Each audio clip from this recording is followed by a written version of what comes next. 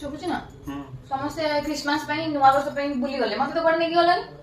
बुलिया जो कि गोटे जगह अछि जोटी सजाई तो बलसे जीव मु से डीएसएल मॉल जिबिनी 3 वर्ष हलानी मते ठक दो जहां ले मु हेड जिबिनी जा डीएसएल मॉल जीवनी ना नुआ जगह जीव हां जोटी सजा हेतिबो क्रिसमस हो चल नेकी जिबो तो